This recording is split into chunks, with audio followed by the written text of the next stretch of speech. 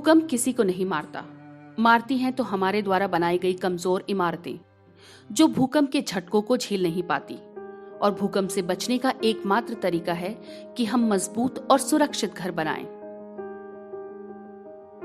अगर ठीक से घर बनाए जाएं, तो भूकंप के झटके तो महसूस होंगे, लेकिन आपदा या जानमाल के नुकसान होने की संभावना कम से कम हो जाती है। जैसा कि आप स्क्रीन के मैप में देख रहे हैं, लाल कलर में जो दिखाया गया है, यहाँ आने वाले समय में कोई बड़ा भूकंप आ सकता है। इसीलिए ज़रूरी है आप इमारतें जो बना रहे हैं ऐसी हो जो भूकंप के झटके को झेल पाए। जो आम आदमी है उसे पता होना चाहिए कि किस तरह का रिस्क है और क्या बिल्ड इन्वायरमेंट है। भूकंप आने पर कितना नुकसान हो सकता है, क्योंकि ज़्यादातर घर जो बनते हैं उसमें इंजीनियर की इन्वॉल्वमेंट काफ़ी हद तक नहीं होता है, उसमें केवल राजमिस्त्री का इन्वॉल्वमेंट होता है। इस वीडियो के माध्यम से हम आम लोगों को बताना चाह रहे हैं कि वे अपने भवन को भूकंप रोधी कैसे बना सकते हैं।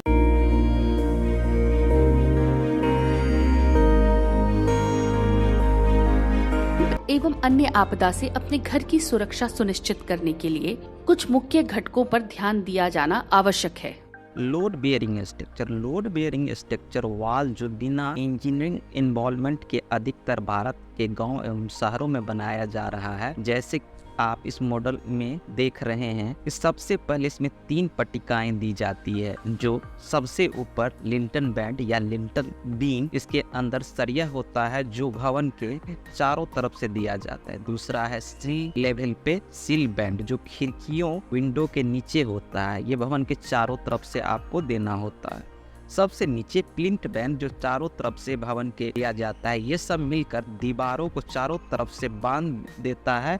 साथ साथ फाउंडेशन के छत को कनेक्ट करने के लिए वर्टिकल बैंड दिया जाता है। एक जो डब्बा होता है उसे चारों तरफ से बांध देते हैं, उस तरह से काम करता है ये बैंड। इसके अलावा हमें भूकंप रोधी इमारत बनाने के लिए जो लोड बेयरिंग स्ट्रक्चर में बनते हैं, हमें ब्रिक वॉल जो होता है, जो ईंट की दीवार होती है, 9 इंची का रखना चाहिए और रूम का साइज 3-4 मीटर से ज़्यादा नहीं होना चाहिए। साथ साथ जिस भूमि पर हम घर बना रहे हैं वो कॉम्पैक्ट चाहिए। इस तरह से घर बनाने से भूकंप आने की स्थिति में नुकसान कम से कम होगा और इस तरह से आप 2 मंजिले तक का इमारत आसानी से बना सकते हैं। इससे ऊपर की ऊंचाई भवन का निर्माण आरसीसी का कंस्ट्रक्शन करना होगा। आजकल जो आप मल्टी स्टोरेज इमारतें देखते हैं वे आरसीसी फ्रेम स्ट्रक्चर पर बेस्ड होते हैं। इसमें सारे जो लोड होता है से कॉलम होते हुए फाउंडेशन को ट्रांसफर किया जाता है। इस तरह के कंस्ट्रक्शन में कॉलम हमेशा बहुत ही मजबूत होना चाहिए। हमारा आईएस कोड कहता है कि